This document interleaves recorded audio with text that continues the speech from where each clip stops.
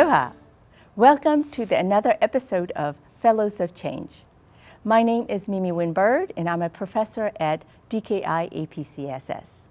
With us today, we have Kristina Cablayan from Philippines, and she is going to share her experience at APCSS and highlight her Fellows Project. Welcome to the show, Kristina. Yeah, thank you for having me here, Miemie.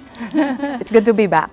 Yeah, we're happy to have you back. Thank you. So, my question to you is, share a little bit of your experience at APCSS and how it transformed you professionally, as well as how your experience at APCSS helped your department or your country. I'm an alumni of CSC 22-3, and it was a wonderful experience, an amazing one. I learned a lot of critical thinking tools and also met new people with various backgrounds and expertise. So I had an access to a large network of APCSS alumni and also with the mentors here in APCSS. It made me a lot more confident. You also gain friends and lasting memories, really. And as you know, Philippines has largest alumni for APCSS. Can you tell us a little bit about your experience working on a Fellows Project and its impact in what you're doing? Okay, so my fellow project is actually on improving the process flow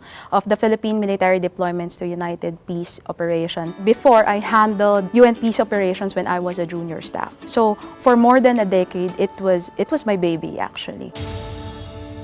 So the aim really of my project is to streamline the process, both in the administrative and the substantive side. I know for a fact that the approval process for military deployment is really slow and we have to do something about it. My project is about crafting a general guidelines for the approval process of military deployments to UN peace operations. I'm very thankful that the department supported it, and because of that support, the department issued Department Circular number 3 dated February 14, 2023. So it prescribes policies and procedures regarding our deployments, because actually the goal of the Philippines right now is to gain traction or increase our footprint in United Nations Peace Operations. And we managed to streamline the processes, for example, for previously approved UN mission areas from 3 months to 2 months at the earliest, and also for new mission areas from 5 months to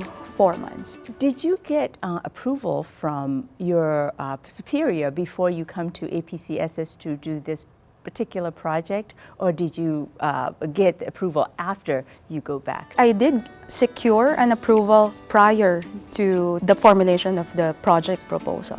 So it was very helpful. It's actually one of the requirements prior to going here in Honolulu, Hawaii. Of course, not all projects can be done smoothly. I also needed to talk with the chiefs of offices of the International Affairs Office and also the Human Resource Office.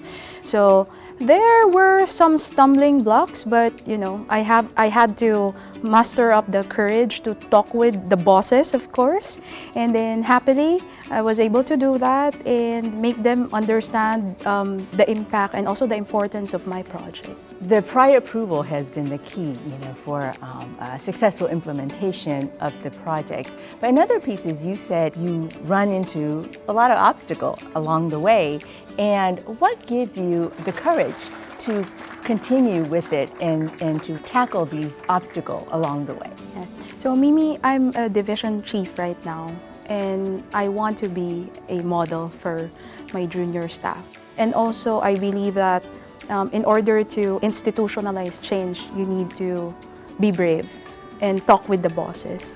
If you're doing a great job and you know that you're doing will have a great impact on your department or even at the national level, you must do so. The key really is consultation, having an open discussion with them, a candid one, so that the project will be known to everyone. You have to communicate well the intention of your project so that they will support it through and through.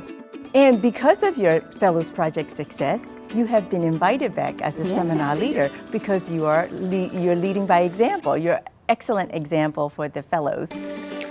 It's very different when you're a seminar leader compared to when I was a fellow, right? I get to know more about the perspective of my fellows because they came from across the world, so you need to respect them and keep an open mind to have a more inclusive and empathic perspective on a lot of global security issues. You have to adapt, right? So those who are learning and adapting to the new environment are successful. You've been the excellent example of that.